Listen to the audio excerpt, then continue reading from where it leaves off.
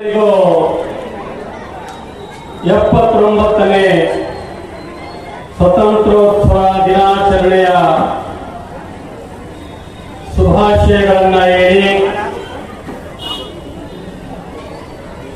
ಇದುವರೆಗೂ ಅಭೂತಪೂರ್ವವಾಗಿರ್ತಕ್ಕಂಥ ಈ ಕಾರ್ಯಕ್ರಮದಲ್ಲಿ ಭಾಗವಹಿಸಿ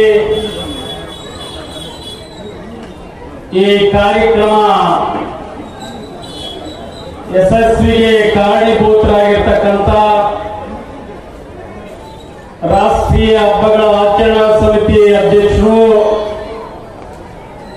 ದಂಡಾಧಿಕಾರಿಗಳು ಆಗಿರ್ತಕ್ಕಂಥ ಮಾನ್ಯ ತಹಸೀಲ್ದಾರ್ ಸಾಹೇಬ್ರೆ, ದಿನ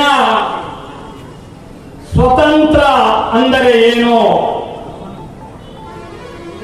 ಅಂತ ನಾವು ಪ್ರಶ್ನೆ ಹಾಕೊಂಡ್ರೆ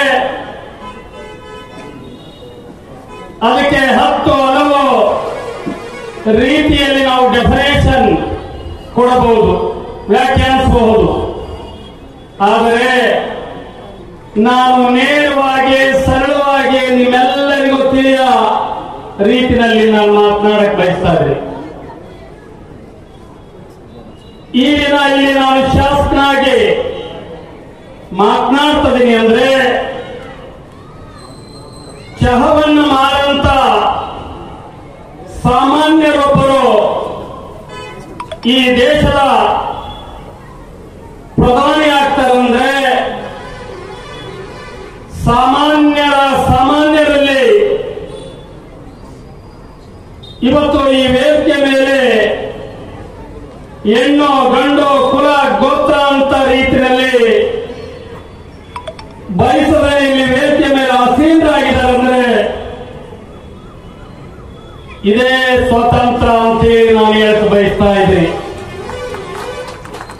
1949 ಆಗಸ್ಟ್ 15 47 1947 ಆಗಸ್ಟ್ 15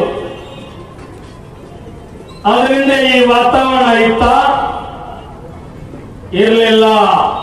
ಹಾಗಾಗಿ ಬಹಳ ಜನ ಬಹಳ ಅರ್ಥಪೂರ್ಣವಾಗಿ ವಿದ್ಯಾರ್ಥಿನಿಯರಿಗೆ ತಿಳಿಸುವಂತ ಕೆಲಸ ಮಾಡಿದ್ದಾರೆ. ಹಾಗಾಗಿ ಏನು ಯುರೋಪಿಯನ್ನರ ಆಗಮನದಿಂದ ಹಿಡಿದು ಬ್ರಿಟಿಷರೇ ಭಾರತವನ್ನ ಬಿಟ್ಟು ತೊಲಗಿ ಅನ್ನಂತ ಒಂದು ಸಂದೇಶವನ್ನ ಕೊಡುವವರಿಗೆ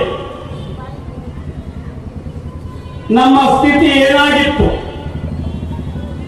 ಅವರು ಏನೋ ಎದೆ ಉಬ್ಬಿಸಿ ಹೇಳ್ತಾ ಇದ್ರು. ಬ್ರಿಟಿಷರ ಸಾಮ್ರಾಜ್ಯ ಜಗತ್ತಿನಲ್ಲಿ ಸೂರ್ಯ ಮುಳುಗದೆ ಇರ್ತಕ್ಕಂಥ ನಾಡು ಅಂತ. ಅದು ಭೌಗೋಳಿಕವಾಗಿ ಅಲ್ಲ,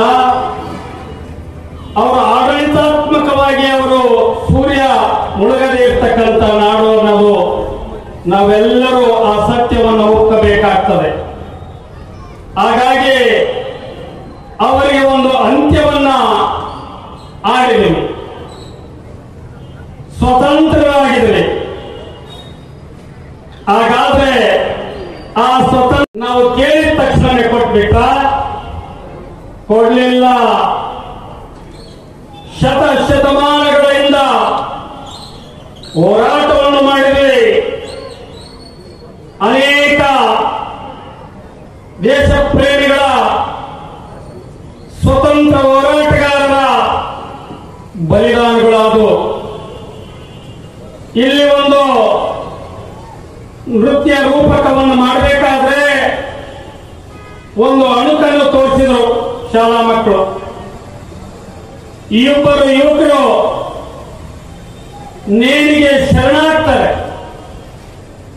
ಅವರನ್ನ ನೋಡಿದ್ದಕ್ಕೆ ನಮಗೆ ಕಣ್ಣಲ್ಲಿ ನೀರು ಬಂದು. ಆದರೆ ಜಲಿಯನ್ ವಾಲಾಬಾಗ್ ಅಂತ ದುರಂತವನ್ನಾಗಲಿ, ಸಿಪಾಯಿ ದಂಗೆ ಆಗಲಿ,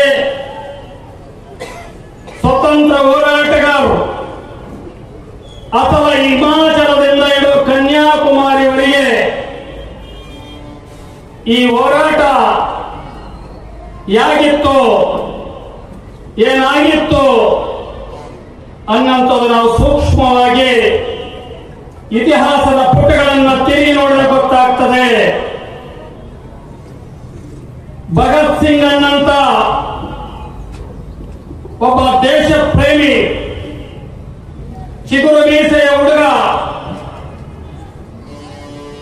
ನೇಣುಗಂಬಕ್ಕೆ ಏರ್ತಾನೆ. ಯಾರೋ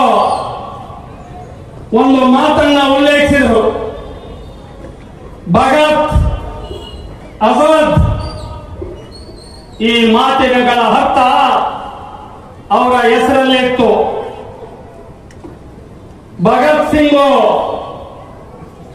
ನೇಣುಗಂಬಕ್ಕೆ ಇರ್ತಾನೆ,